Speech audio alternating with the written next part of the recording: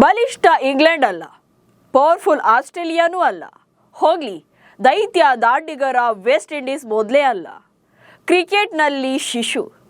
World ಕ್ರಿಕೆಟ್ನಲ್ಲಿ ಅಂಬೆಗಾಲಿಡ್ತಾ ಇರುವಂಥ Ireland ವಿರುದ್ಧ ಸತತ 2 ಬಾರಿಯ ವಿಶ್ವ ಚಾಂಪಿಯನ್ ಟೀಮ್ T20 ಫಾರ್ಮೆಟ್ನ ನಂಬರ್ 1 ತಂಡವಾಗಿರುವಂಥ ಭಾರತ ಸೋಲುತ್ತೆ ಅಂತಾನೆ ಯಾರು ಇಮ್ಯಾಜಿನ್ ಮಾಡಿರಲಿಲ್ಲ. ಆದರೆ ಬ್ಯಾಕ್ ಟು ಬ್ಯಾಕ್ 2 ಪಂದ್ಯಗಳಲ್ಲೂ ಕೂಡ ಸೋತು ಕ್ಲೀನ್ ಸ್ವೀಪ್ ಆಗಿದ್ದಾರೆ. ಐರ್ಲೆಂಡ್ ವಿರುದ್ಧದ ಸತತ 10 ಪಂದ್ಯಗಳ ವಿನ್ನಿಂಗ್ ಸ್ಟ್ರೀಕ್ಗೆ ಬ್ರೇಕ್ ಬಿದ್ದಿದೆ. ಅಷ್ಟಕ್ಕೂ ಐರಿಷ್ ಪಡೆ ವಿರುದ್ಧ ಭಾರತದ ಸೋಲಿಗೆ ಕಾರಣ ಏನು ಅಂತ ತಡಕಾಡಿದ್ರೆ ಅಲ್ಲಿ ಹೆಡ್ ಕೋಚ್ ಆಗಿರುವಂತ ಗೌತಮ್ ಗಂಭೀರ್ ಹಾಗೆ ನ್ಯೂ ಕ್ಯಾಪ್ಟನ್ ಶ್ರೇಯಸ್ ಅಯ್ಯರ್ ನಡುವಿನ ಕೋಲ್ಡ್ ವಾರ್ ಎನ್ನುವಂತ ಉತ್ತರ ಸಿಗ್ತಾ ಇದೆ. IPLನಲ್ಲಿನ ಜಗಳ ಭಾರತ ತಂಡದಲ್ಲೂ ಕೂಡ ಹೊಡೆತ ನೀಡ್ತಿದೆ. ಹಾಗಾದ್ರೆ ಗಂಭೀರ್ ಮತ್ತು ಶ್ರೇಯಸ್ ನಡುವೆ ಏನಾಗಿತ್ತು? ಭಾರತ ತಂಡಕ್ಕೆ ಹೇಗೆ ಎಫೆಕ್ಟ್ ಆಗುತ್ತೆ? ಇಬ್ಬರ ಈಗೋ ಟೀಮ್ ಇಂಡಿಯಾಗೆ ಹಟ್ ಮಾಡುತ್ತಾ? ಈ ಬಗ್ಗೆ ಹೇಳ್ತೇನೆ. ನಾನು ಶಾಂತ. ನೀವು ಸುದ್ದಿಯಾನದ ಸಬ್ಸ್ಕ್ರೈಬರ್ ಆಗೋದಿಕ್ಕೆ ಮರಿಬೇಡಿ. ಕಳೆದ 2.5 ವರ್ಷಗಳಿಂದ T20 ಫಾರ್ಮೆಟ್ನಲ್ಲಿ ಸೋಲನ್ನೇ ಕಾಣದಂತ ಭಾರತ ಐರ್ಲೆಂಡ್ ವಿರುದ್ಧ ಸತತ 2 ಪಂದ್ಯಗಳನ್ನ ಸೋತು ವೈಟ್ ವಾಶ್ ಆಗಿದೆ. ಸೂರ್ಯಕುಮಾರ್ ಯಾದವ್ ಅವರ ಕ್ಯಾಪ್ಟನ್ಸಿ ಬಳಿಕ ತಂಡದ ಚುಕ್ಕಾಣಿ ಹಿಡಿದ ಶ್ರೇಯಸ್ ಅಯ್ಯರ್ ಹೀನಾಯ ಸೋಲಿನೊಂದಿಗೆ ತಮ್ಮ ಕ್ಯಾಪ್ಟನ್ಸಿ ಜರ್ನಿಯನ್ನ ಸ್ಟಾರ್ಟ್ ಮಾಡಿದ್ದಾರೆ. ಭಾರತದ ಈ ಸರಣಿಯ ಸೋಲು ವಿಶ್ವ ಮಟ್ಟದಲ್ಲಿ ಟ್ರೋಲ್ ಆಗ್ತಾ ಇದೆ. ಅದರಲ್ಲೂ ಗೌತಮ್ ಗಂಭೀರ್ ತಮ್ಮ ಸ್ವಾರ್ಥಕ್ಕೋಸ್ಕರ ತಂಡವನ್ನ ಹಾಳು ಮಾಡ್ತಿದ್ದಾರೆ ಎನ್ನುವಂತ ಗಂಭೀರ ಆರೋಪಗಳು ಇವೆ. ಹಾಗೆ ಭಾರತ ತಂಡದ ಹೀನಾಯ ಪ್ರದರ್ಶನಕ್ಕೆ ಇಬ್ಬರ ನಡುವಿನ IPL ಜಗಳವೇ ಕಾರಣ ಎನ್ನುವಂತ ಚರ್ಚೆ ಶುರುವಾಗಿದೆ. IPL ವೇಳೆ KKRನಲ್ಲಿ ಕ್ಲಾಶ್, ಈಗ BCCIಗೂ ಎಫೆಕ್ಟ್. ಗೌತಮ್ ಗಂಭೀರ್ ಮತ್ತು ಶ್ರೇಯಸ್ ಅಯ್ಯರ್ ನಡುವೆ ಎಲ್ಲವೂ ಚೆನ್ನಾಗಿಲ್ಲ ಅನ್ನೋದು ಕಳೆದ 2 ವರ್ಷಗಳಿಂದಲೂ ಕೂಡ ಸಾಕಷ್ಟು ಚರ್ಚೆ ಆಗ್ತಾ ಇರುವಂತದ್ದು. 2024ರ IPL ಬಳಿಕ ಇಬ್ಬರ ನಡುವೆ ಮನಸ್ತಾಪ ಮೂಡಿತ್ತು. ಯಾಕಂದ್ರೆ 2024ರಲ್ಲಿ ಶ್ರೇಯಸ್ ಅಯ್ಯರ್ KKR ಕ್ಯಾಪ್ಟನ್ ಆಗಿದ್ರು. ಗೌತಮ್ ಗಂಭೀರ್ ಆ ಟೈಮಲ್ಲಿ ಆ ತಂಡದ ಮೆಂಟರ್ ಕೂಡ ಆಗಿದ್ರು. ಈ ವೇಳೆ ಕೋಲ್ಕತ್ತಾ ತಂಡ ಚಾಂಪಿಯನ್ ಪಟ್ಟಕ್ಕೂ ಏರಿತ್ತು. ಆದರೆ ಆಮೇಲೆ ನೋಡಿ ಇಬ್ಬರ ನಡುವೆ ಕ್ರೆಡಿಟ್ ವಾರ್, ಕೋಲ್ಡ್ ವಾರ್ ಶುರುವಾಗಿದ್ದು. ಗೌತಮ್ ಗಂಭೀರ್ ಅವರು ಕೋಲ್ಕತ್ತಾ ತಂಡ ಟ್ರೋಫಿಯನ್ನ ಗೆಲ್ಲೋಕೆ ತಾನೊಬ್ಬನೇ ಕಾರಣ ಅನ್ನೋ ರೀತಿಯಲ್ಲಿ ತಮ್ಮನ್ನ ತಾವು ಪೋಟ್ರೆ ಮಾಡಿಕೊಳ್ಳೋಕೆ ಶುರು ಮಾಡಿದ್ರು. ಆದ್ರೆ ಇದರಿಂದಾಗಿ ತಂಡದ ನಾಯಕನಾಗಿದ್ದಂತ ಶ್ರೇಯಸ್ ಅಯ್ಯರ್ಗೆ ಸ್ವಲ್ಪ ಹರ್ಟ್ ಆಗಿತ್ತು. ಕಪ್ ಗೆಲ್ಲೋದ್ರಲ್ಲಿ ನನ್ನ ಪಾತ್ರವೂ ಇದೆ, ನನಗೂ ಕೂಡ ಕ್ರೆಡಿಟ್ ಬೇಕಿತ್ತು ಎನ್ನೋ ವಿಚಾರದಲ್ಲಿ ಇಬ್ಬರ ನಡುವೆ ಭಿನ್ನಾಭಿಪ್ರಾಯ ಹುಟ್ಕೊಳ್ಳುತ್ತೆ. ಆನಂತರದಲ್ಲಿ ಕೋಲ್ಕತ್ತಾ ತಂಡಕ್ಕೆ ಗುಡ್ ಬೈ ಹೇಳಿದಂತ ಶ್ರೇಯಸ್ ಅಯ್ಯರ್ ಮೆಗಾ ಆಕ್ಷನ್ ನಲ್ಲಿ ಪಂಜಾಬ್ ತಂಡವನ್ನ ಸೇರ್ಕೊಳ್ತಾರೆ. 2025ರಲ್ಲಿ ಪಂಜಾಬ್ ತಂಡವನ್ನ ಫೈನಲ್ಗೆ ಕೊಂಡೊಯ್ತಾರೆ. 2026ರ ಫಸ್ಟ್ ಹಾಫ್ನಲ್ಲೂ ಕೂಡ ಸೋಲನ್ನೇ ಕಾಣದೆ ಅದ್ಭುತವಾಗಿ ತಂಡವನ್ನ ಲೀಡ್ ಮಾಡ್ತಾರೆ. ಸೊ ಆನಂತರದಲ್ಲಿ ಸೂರ್ಯಕುಮಾರ್ ಯಾದವ್ ಕೂಡ ಫೇಲ್ ಆಗಿದ್ರಿಂದ ಅವರನ್ನ T20 ತಂಡದ ಕ್ಯಾಪ್ಟನ್ಸಿಯಿಂದ ಇಳಿಸಿ ಶ್ರೇಯಸ್ ಅಯ್ಯರ್ಗೆ ಕ್ಯಾಪ್ಟನ್ಸಿ ಕೊಡಿ ಎನ್ನುವಂತ ಪ್ರೆಷರ್ ಜಾಸ್ತಿ ಆಗುತ್ತೆ. ಗೌತಮ್ ಗಂಭೀರ್ಗೆ ಇದು ಇಷ್ಟ ಇಲ್ಲದೆ ಇದ್ರೂ ಕೂಡ ಇದನ್ನು ಅನಿವಾರ್ಯವಾಗಿ ಒಪ್ಕೊಳ್ಬೇಕಾಗುತ್ತೆ. ಆದ್ರೆ ಈ ಅನಿವಾರ್ಯತೆ ಈಗ ಟೀಮ್ ಇಂಡಿಯಾ ಪ್ರದರ್ಶನದಲ್ಲಿ ಎದ್ದು ಕಾಣ್ತಾ ಇದೆ. ಕೋಚ್ ಮತ್ತು ಕ್ಯಾಪ್ಟನ್ ನಡುವಿನ cold war effect on field performance ಮೇಲೂ ಕೂಡ ಎಫೆಕ್ಟ್ ಆಗ್ತಿದೆ ಎನ್ನುವಂತ ಚರ್ಚೆ ಆಗ್ತಾ ಇದೆ. IPL ಜಗಳ BCCI ಪಂದ್ಯಗಳಿಗೂ ಕೂಡ ಪೆಟ್ಟು ಕೊಡ್ತಿದ್ಯಾ ಅನ್ನುವಂತ ಅನುಮಾನ ಶುರುವಾಗಿದೆ. ಹಾಗೆ ಇದೆಲ್ಲದರ ನಡುವೆ ಗೌತಮ್ ಗಂಭೀರ್ ಅವರ ಏಕಪಕ್ಷೀಯ ನಿರ್ಧಾರಗಳು ಕೂಡ ಹೊಡೆತ ಕೊಡ್ತಾ ಇದೆ. ಅವರ ಹಠಮಾರಿತನವೇ ಭಾರತದ ಸೆಟ್ ಬ್ಯಾಕ್ಗೂ ಕೂಡ ಕಾರಣ. ಅದು ಹೇಗೆ ಅನ್ನೋದನ್ನ ನೋಡ್ತಾ ಹೋಗೋಣ. ಗೌತಮ್ ಗಂಭೀರ್ ಹೆಡ್ ಕೋಚ್ ಆದ್ಮೇಲೆ ಸೀನಿಯರ್ಸ್ಗಿಲ್ಲ ಗೌರವ. ಇಲ್ಲಿ ಗೌತಮ್ ಗಂಭೀರ್ ಅವರು ಭಾರತ ತಂಡಕ್ಕೆ ಹೆಡ್ ಕೋಚ್ ಆಗುವಂತ ಆರಂಭದಲ್ಲೇ ಹೇಳ್ತಾರೆ, ಭಾರತ ತಂಡದಲ್ಲಿ ಇನ್ಮುಂದೆ ಸ್ಟಾರ್ಡಮ್ಗೆ ಬೆಲೆ ಕೊಡೋದಿಲ್ಲ ಅಥವಾ ವ್ಯಕ್ತಿ ಪೂಜೆಯನ್ನ ಮಾಡೋದಿಲ್ಲ.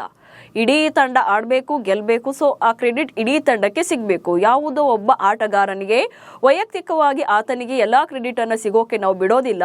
ಸೊ ನಾವಿಲ್ಲಿ ವ್ಯಕ್ತಿ ಪೂಜೆಯನ್ನ ಮಾಡೋದಿಲ್ಲ, ತಂಡದ ಪೂಜೆಯನ್ನ ಮಾಡ್ತೇವೆ. ಸೊ ಇಲ್ಲಿ ಗೆದ್ರು ಸೋತ್ರು ಇಡೀ ತಂಡಕ್ಕೆ ಅದರ ಒಂದು ಪ್ರಿಯಾರಿಟಿ ಹೋಗ್ಬೇಕು ಅನ್ನುವಂತ ಮಾತನ್ನ ಹೇಳಿರ್ತಾರೆ. ಅಂದ್ರೆ ಅಲ್ಲಿ ಗೌತಮ್ ಗಂಭೀರ್ ಅವರು ಸೀನಿಯರ್ಸ್ಗೆ ಇಲ್ಲಿ ಜಾಗ ಇಲ್ಲ ಅನ್ನೋ ರೀತಿಯಾಗಿ ಇಂಡೈರೆಕ್ಟ್ ಆಗಿ ಮೆಸೇಜ್ ಅನ್ನ ಪಾಸ್ ಮಾಡ್ಕೊಂಡೇ ಬರ್ತಾರೆ. ಜೊತೆಗೆ ತಮಗೆ ಬೇಕಾದಂತ ಕೋಚಿಂಗ್ ಸ್ಟಾಫ್ ಅನ್ನು ಕೂಡ ಅವರು ಹಾಕಿಕೊಳ್ಳುವಂಥದ್ದು. ಸೊ ಅವರಿಗೆ ಅಲ್ಲಿ BCCI ಕಂಪ್ಲೀಟ್ ಆದಂತ ಒಂದು ರೀತಿಯಾದಂತ ಅವರಿಗೆ ಅಧಿಕಾರವನ್ನ ಕೊಡುತ್ತೆ, ಪವರ್ ಕೊಡುತ್ತೆ. ಸೊ ಅದನ್ನ ಬಳಸ್ಕೊಂಡು ತಮಗೆ ಬೇಕಾದಂತ ಕೋಚಿಂಗ್ ಸ್ಟಾಫ್ಗಳನ್ನೇ ತಗೊಂಡು ಬರ್ತಾರೆ. ಸೊ ಇಲ್ಲಿ ಅಲ್ಲಿ ಸೀನಿಯರ್ಸ್ಗೆ ಇಲ್ಲಿ ಅವರು ಗೌರವ ಕೊಡೋದಿಲ್ಲ ಅನ್ನೋದನ್ನ ಡೈರೆಕ್ಟ್ ಸಂದೇಶವನ್ನ ಕೊಟ್ಟಿರ್ತಾರೆ. ಅನಂತರದಲ್ಲಿ ಯಂಗ್ಸ್ಟರ್ಸ್ ಟೀಮ್ ಮಾಡ್ತೀನಿ ಅಂತ ಬೇಕಾದವರಿಗೆ ತಂಡದಲ್ಲಿ ಸ್ಥಾನವನ್ನ ಕೊಟ್ಟದ್ದು. ಸೊ ಇಲ್ಲಿ ಗೌತಮ್ ಗಂಭೀರ್ ಅವರು ಆಡುವಂಥ ಯಂಗ್ಸ್ಟರ್ಗಳಿಗೆ, ಕ್ರಿಕೆಟರ್ಗಳಿಗೆ ನಾವು ಅವಕಾಶವನ್ನು ನಾನು ಕೊಡ್ತೇನೆ ಟೀಮ್ ಇಂಡಿಯಾದಲ್ಲಿ ಎನ್ನುವಂಥ ಮೆಸೇಜನ್ನು ಕೊಟ್ಟವರು ಅನಂತರದಲ್ಲಿ ಮಾಡಿದ್ದು ತನಗೆ ಬೇಕಾದವರಿಗೆ ತಂಡದಲ್ಲಿ ಸ್ಥಾನವನ್ನು ಕೊಟ್ಟಿದ್ದು ಇದು ಸಾಕಷ್ಟು ಚರ್ಚೆ ಆಗುತ್ತೆ ರಾಷ್ಟ್ರ ಮಟ್ಟದಲ್ಲಿ. ಗಂಭೀರ್ ಅವರ ನಿರ್ಧಾರಗಳು ನಿಜಕ್ಕೂ ಕೂಡ ಕೆಲವರ ಅಸಮಾಧಾನಗಳಿಗೆ ಕಾರಣವಾಗುತ್ತೆ. ಬರೀ ಅಭಿಮಾನಿಗಳು ಮಾತ್ರ ಅಲ್ಲ, ಮಾಜಿ ಕ್ರಿಕೆಟಿಗರು ಕೂಡ ಅದನ್ನು ಓಪನ್ ಆಗಿ ಸ್ಟೇಟ್ಮೆಂಟ್ಗಳನ್ನು ಪಾಸ್ ಮಾಡ್ತಾರೆ ಗೌತಮ್ ಗಂಭೀರ್ ಅವರ ನಿರ್ಧಾರಗಳ ಬಗ್ಗೆ. ಅನಂತರದಲ್ಲಿ ಪಕ್ಷಪಾತ ಮಾಡ್ತಿದ್ದಾರೆ ಎಂದಿರುವಂಥ ಸಂಜಯ್ ಮಂಜ್ರೇಕರ್ ಹಾಗೆ ಎಸ್ ರಮೇಶ್ ಮಾಜಿ ಕ್ರಿಕೆಟರ್ಗಳೇ ಇಲ್ಲಿ ಡೈರೆಕ್ಟ್ ಆಗಿ ಓಪನ್ ಸ್ಟೇಟ್ಮೆಂಟ್ಗಳನ್ನು ಕೊಡುವಂಥದ್ದು. ಗೌತಮ್ ಗಂಭೀರ್ ಅವರ ನಿರ್ಧಾರಗಳು ಅಥವಾ ಅವರ ಸೆಲೆಕ್ಷನ್ ಬಗ್ಗೆ ಪಕ್ಷಪಾತ ಡೈರೆಕ್ಟ್ ಆಗಿ ಮಾಡ್ತಾನೆ ಇದ್ದಾರೆ. ಬೇಕಾದಂಥ ಕೆಲವರಿಗೆ ಅಲ್ಲಿ ಸ್ಥಾನಗಳನ್ನು ಕೊಡ್ತಾರೆ. ಸೊ ಉಳಿದಂಥ ಆಟಗಾರರಿಗೆ ಪ್ರತಿಭೆ ಇದ್ದರೂ ಕೂಡ ಕೊಡಲ್ಲ ಅಂತೇಳಿ ಓಪನ್ ಆಗಿ ಸ್ಟೇಟ್ಮೆಂಟ್ಗಳನ್ನು ಕೊಡೋಕೆ ಶುರು ಮಾಡ್ತಾರೆ. ಇನ್ನು ಪ್ಲೇಯಿಂಗ್ 11 ಫೈನಲ್ ಮಾಡುವಾಗಲೂ ಕೂಡ ಫಾರ್ಮ್ನಲ್ಲಿ ಇದ್ದವರಿಗೆ ಮಣೆ ಹಾಕಿರಲಿಲ್ಲ, ಇಲ್ಲದವರಿಗೆ ಇಲ್ಲಿ ಅವಕಾಶವನ್ನು ಕೊಡುವಂಥದ್ದು. ಓಕೆ, ಟೀಮ್ ಸೆಲೆಕ್ಷನ್ ಏನೋ ಮಾಡಿದ್ರು, ಅನಂತರದಲ್ಲಿ ಪ್ಲೇಯಿಂಗ್ 11 ಫೈನಲ್ ಮಾಡುವಾಗಲೂ ಕೂಡ ಇಲ್ಲಿ ಗೌತಮ್ ಗಂಭೀರ್ ಅವರ ನಿರ್ಧಾರಗಳೇ ಎದ್ದು ಕಾಣ್ತಾ ಇತ್ತು. ಅದೇಗಂತಂದ್ರೆ ಸೊ ಅವ್ರಿಗೆ ಯಾರು ಬೇಕೋ ಅವರನ್ನು ಮಾತ್ರ ಅವರು ಸೆಲೆಕ್ಷನ್ ಮಾಡ್ತಾರೆ, ಜೊತೆಗೆ ಪ್ಲೇಯಿಂಗ್ 11ನಲ್ಲಿ ಆಡಿಸ್ತಾರೆ ಎನ್ನುವಂಥ ಕೆಲ ಆರೋಪಗಳು ಕೂಡ ಇದೆ. ಅದರಲ್ಲೂ ಕೂಡ ನೀವು ನೋಡಿದಾಗೆ ಹರ್ಷಿತ್ ರಾಣಾರನ್ನ 3 ಮಾದರಿಯ ಫಾರ್ಮ್ಯಾಟ್ಗೂ ಕೂಡ ಅವರನ್ನು ಸೆಲೆಕ್ಟ್ ಮಾಡ್ತಾರೆ. ಇನ್ನು ಫಾರ್ಮ್ನಲ್ಲಿ ಇಲ್ಲದಂಥವ್ರಿಗೆ ಸೊ ಅಕ್ಷರ್ ಪಟೇಲ್ ಇರ್ಬೋದು ಅಥವಾ ವಾಷಿಂಗ್ಟನ್ ಸುಂದರ್ ಇರ್ಬೋದು, ಈ ಸಲ ಅವರು ಫಾರ್ಮ್ನಲ್ಲಿ ಇರಲೇ ಇಲ್ಲ IPLನಲ್ಲೇ, ಆದರೂ ಕೂಡ ಅವರನ್ನು ತಂಡಕ್ಕೆ ತಗೊಳ್ತಾರೆ, ಪ್ಲೇಯಿಂಗ್ 11ನಲ್ಲಿ ಆಡಿಸ್ತಾರೆ. ಸೊ ಈಗ ಐರ್ಲೆಂಡ್ ವಿರುದ್ಧದ ಸೋಲಿಗೆ ಸೊ ಹೇಗೆ ಕಾರಣ ಆಯಿತು ಅನ್ನೋದನ್ನು ನೀವೆಲ್ಲ ನೋಡೇ ಇದ್ದೀರಿ. ಜೊತೆಗೆ ವಿದೇಶಗಳ ಪಂದ್ಯಗಳಿಗೂ ಕೂಡ ಪಿಚ್ ಆಧರಿಸಿ ಟೀಮ್ ಸೆಲೆಕ್ಷನ್ ಮಾಡ್ತಾ ಇಲ್ಲ. ಸೊ ಹೌದು, ಇಲ್ಲಿ ಭಾರತದ ಪಿಚ್ಗಳು ಅಂತ ಬಂದಾಗ ಬ್ಯಾಟಿಂಗ್ ಫ್ರೆಂಡ್ಲಿ ಇರುತ್ತೆ. ಸೊ ಇಲ್ಲಿ ಬ್ಯಾಟರ್ಗಳಿಗೆ ಪಾಸಿಟಿವ್ ಆಗಿ ಬ್ಯಾಟಿಂಗನ್ನು ಮಾಡೋಕೆ ಅವಕಾಶ ಸಿಗುತ್ತೆ. ಬಟ್ ವಿದೇಶಗಳು ಅಂತ ಬಂದಾಗ ಸ್ಪಿನ್ ಫ್ರೆಂಡ್ಲಿ ಇರುತ್ತೆ, ಪೇಸ್ ಬೌಲರ್ಗಳ ಫ್ರೆಂಡ್ಲಿ ಇರುತ್ತೆ. ಸೊ ಅದನ್ನು ಕೂಡ ಇಲ್ಲಿ ಕ್ಯಾಲ್ಕುಲೇಟ್ ಮಾಡಿಕೊಂಡು ತಂಡವನ್ನು ಆಯ್ಕೆ ಮಾಡಬೇಕಾಗುತ್ತೆ. ಬಟ್ ಆ ವಿಚಾರದಲ್ಲಿ ನಿಜಕ್ಕೂ ಕೂಡ ಗಂಭೀರ್ ಅವರ ನಿರ್ಧಾರಗಳು ಕೆಲ ಪ್ರಶ್ನೆಗಳಿಗೆ ಕಾರಣವಾಗುವಂಥದ್ದು. ವಿದೇಶಗಳ ಪಿಚ್ಚನ್ನು ಅವರು ಕೌಂಟ್ ಮಾಡ್ತಾ ಇಲ್ಲ. ಸೊ ಆ ರೀತಿಯಾಗಿ ತಮಗೆ ಬೇಕಾದವರಿಗೆ ಅವಕಾಶವನ್ನು ನೀಡ್ತಾ ಇರೋದು ಕೂಡ ಸೆಟ್ ಬ್ಯಾಕ್ ಆಗ್ತಾ ಇರುವಂಥದ್ದು.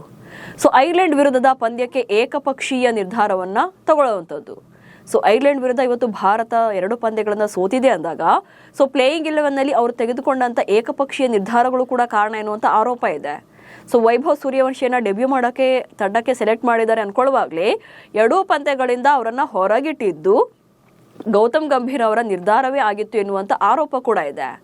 ಜೊತೆಗೆ ಬೌಲರ್ಗಳ ಸೆಲೆಕ್ಷನ್ನಲ್ಲಿ ಶ್ರೇಯಸ್ ಜೊತೆ ಜಗಳ ಮಾಡಿದ್ರ ಗಂಭೀರ್ ಎನ್ನುವಂಥ ಚರ್ಚೆ ಇದೆ. ಎಸ್, ಇಲ್ಲಿ ಐರ್ಲೆಂಡ್ ವಿರುದ್ಧ 2 ಪಂದ್ಯಗಳನ್ನು ಸೋತ ಬಳಿಕ ಡ್ರೆಸ್ಸಿಂಗ್ ರೂಮ್ನಲ್ಲಿ ಶ್ರೇಯಸ್ ಅಯ್ಯರ್ ಹಾಗೆ ಗೌತಮ್ ಗಂಭೀರ್ ನಡುವೆ ಬೌಲರ್ಗಳ ಆಯ್ಕೆ ವಿಚಾರದಲ್ಲಿ ಸ್ವಲ್ಪ ಕ್ಲಾಶ್ ಆಗಿದೆ ಎನ್ನುವಂಥ ರಿಪೋರ್ಟ್ಸ್ ಕೂಡ ಆಗಿರುವಂಥದ್ದು.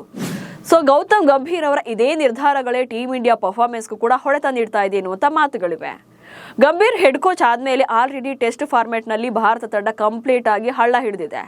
2027ರ ವಿಶ್ವ ಟೆಸ್ಟ್ ಚಾಂಪಿಯನ್ಶಿಪ್ ರೇಸ್ನ ಫೈನಲ್ನಲ್ಲಿ ಆಡೋಕೆ ಅವರಿಗೆ ಟಿಕೆಟ್ ಸಿಗಬೇಕು ಅಂತಂದರೆ ನೆಕ್ಸ್ಟ್ ಎಲ್ಲ ಪಂದ್ಯಗಳನ್ನು ಗೆಲ್ಲಬೇಕು, ಗೆದ್ದರೂ ಕೂಡ ಸಿಗುತ್ತೆ ಅನ್ನೋದು ಕ್ಲಾರಿಟಿ ಇಲ್ಲ, ಪವಾಡನೇ ಆಗಬೇಕು. ಯಾಕಂದರೆ ಟೀಮ್ ಪರ್ಫಾರ್ಮೆನ್ಸ್ ಹಾಗೆ ಪರಿಸ್ಥಿತಿ ICUನಲ್ಲಿರುವಂಥ ಸ್ಟೇಜ್ನಲ್ಲಿದೆ.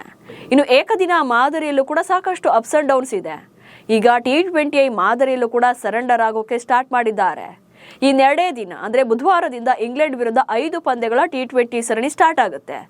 ಇದೇ ಟೀಮ್ ಇಟ್ಕೊಂಡು ಆಂಗ್ಲರ ನಾಡಲ್ಲಿ ಅದು ಹೇಗೆ ಪಂದ್ಯಗಳನ್ನು ಗೆಲ್ತಾರೋ ನೋಡಬೇಕು.